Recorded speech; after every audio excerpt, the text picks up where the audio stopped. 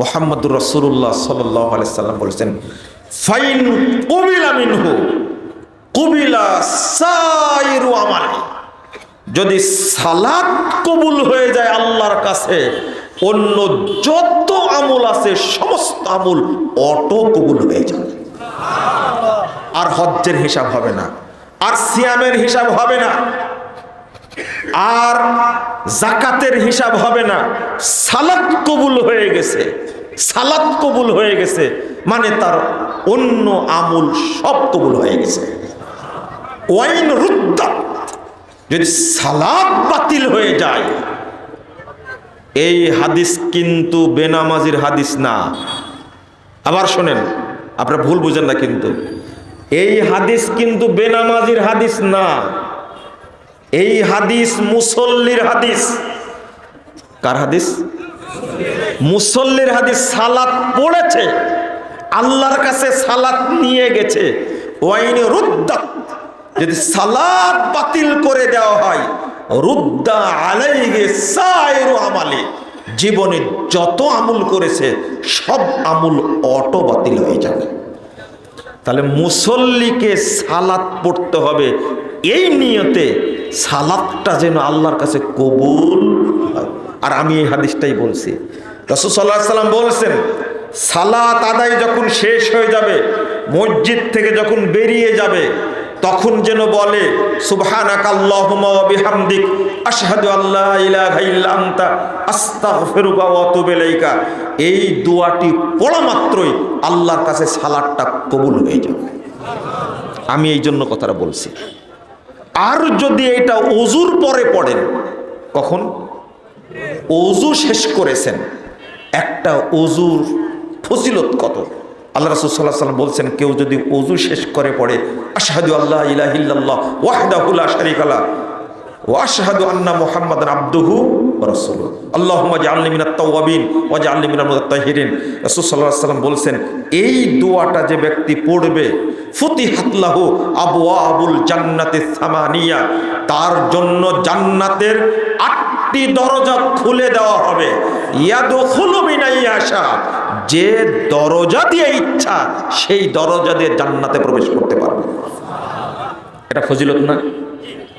রাসূল সাল্লাল্লাহু আলাইহি ওয়াসাল্লাম বলেছেন, এই দোয়াটি পড়ার পরে যদি কেউ পড়ে সুবহানাকাল্লাহুম্মা ওয়া বিহামদিক আশহাদু আল্লা ইলাহা ইল্লা আনতা আস্তাগফিরুকা ওয়া আতুবু ইলাইকা, এই দোয়াটি পড়া মাত্রই আল্লাহ রাব্বুল আলামিন ওযুর ফজিলতটা লিপিবদ্ধ করবেন, কিয়ামত পর্যন্ত নষ্ট করবেন না।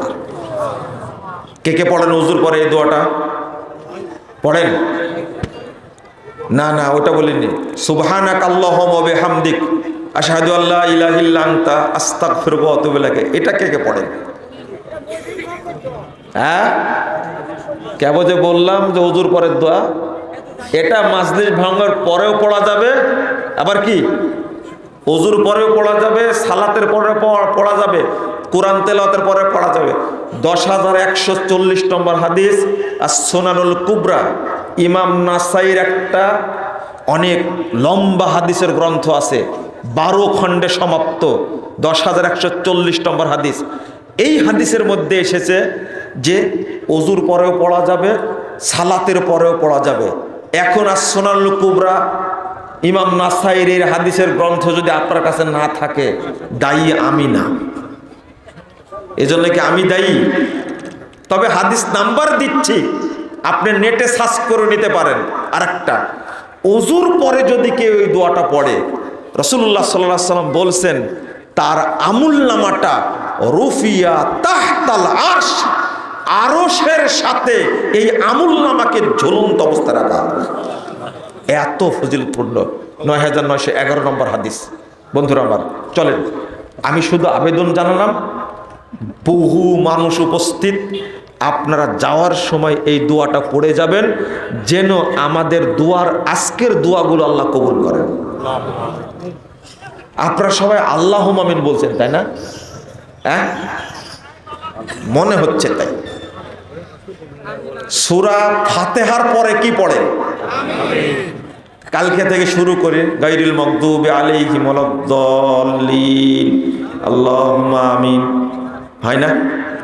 কেন হবে না? এখন চললে তখন চলবে না কেন? বুঝেননি কথা মনে, তাই না? আমি এটাও বলে দিই, আমিন শব্দটা সূরা ফাতিহার পরে পড়তে হবে। এই উপমহাদেশের একটা চক্র এর সাথে যোগ লাগাইছে। তথ্যটা শুনে নিন।